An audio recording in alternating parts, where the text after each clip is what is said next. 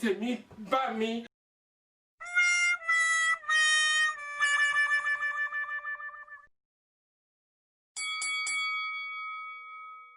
Asa muri gitumye mpagarika ukareka kumpagarika hano ko nashinzwe umutekano wo mu muhanda. Jesus is Lord. Hey! Ariko se bwiza butemba itoto ntukarakazwe n'ubusa. Nuko nashakaga kwiganirira nawe kandi nawe ndakeka ayo mahirwe utayitesha. What? Jesus is Lord. Hey! Kuganira nawe ahubwo ndabona harimo umwako. What? Kusha no guhura n'injangwe y'umukara mu gitondo. Baby, nyamara ushaka abanza ukanyumva kuko ibyo nari ngiye kukubwira niwe bifitiye akamaro. Look at this dude.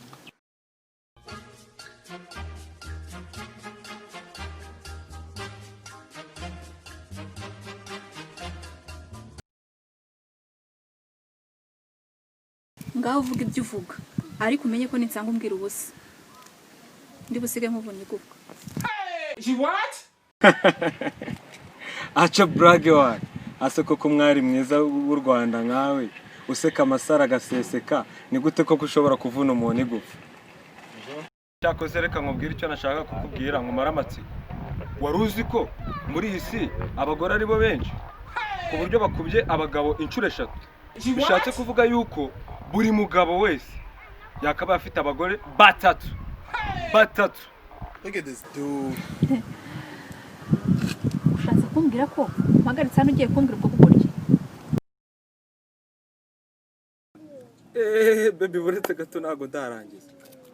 Uranarebye nsanga umwari mwiza umeze nkawe ataguye gushakwa n'inzerere zibonetse yose. Buri utitoze gato ushobora gusanga bagushatse uri nk'uwa 10. Uwa 10. Look at this dude. Nyine niyo mpamvu nashaka kugira uwanjye kandi burana n'irindi habara nazigera nkugerekaho. Akoreka nkwibira n'akandi kabanga utaruzi. Bora nakubera n'umugabo mwiza. Ahubwo reka nkubwire wa musore we ushaka ufite ikibazo mu mutwe utabizi ukaba ugenda mu bantu bazima nawe uzi kuri muzima. Ahubwo reka nkugira inama nyuma yo kuva mu bitaro uzahita ugendera kwivuza ibyo bisaza ufite mu mutwe. Mu bitaro se naba njya kumara yiki ko nta n'umuntu tuziranye ubayo. Niho ubasa nzahagusanga. Harya nakubwiye ngo iki? Sinakubwiye ko nuramuka umbwiye ubusa uri butabavunitse igufa niryo uri bujye mu bitaro ugiye kwivuza rero. Umva baby wala urumva ko ibyo bintu bishoboka.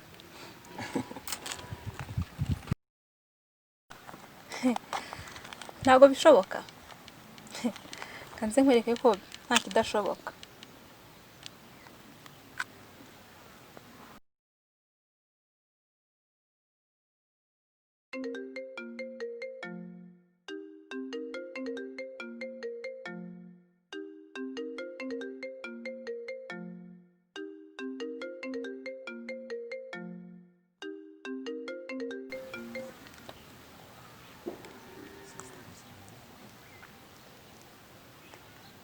Allo, Kila?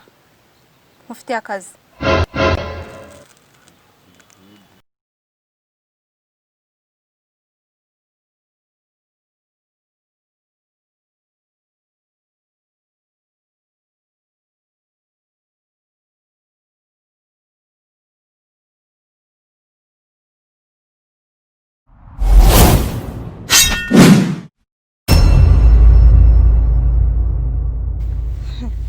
Noneho nyuma yo kwivuza imvune gahunda ni ukujya kwivuza indera. Enjoy.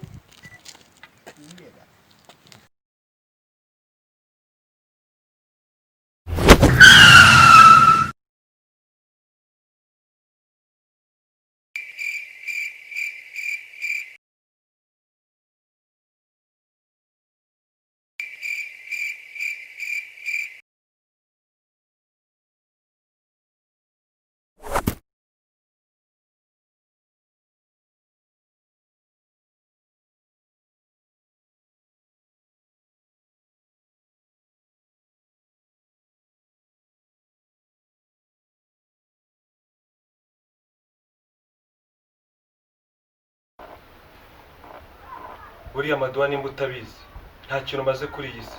Umeze nk'urubobi rwafashe mu njerekani cyangwa nk'imirayi yafashe mu nzu z'abantu.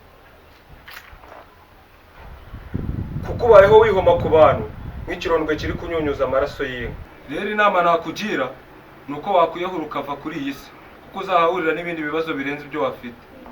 Wowe ntacyo umaze.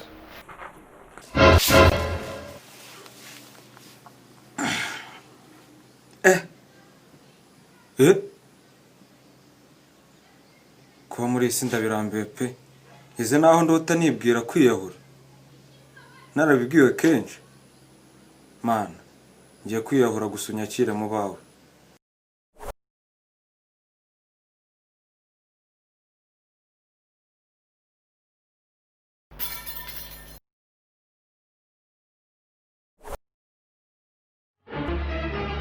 Oh no!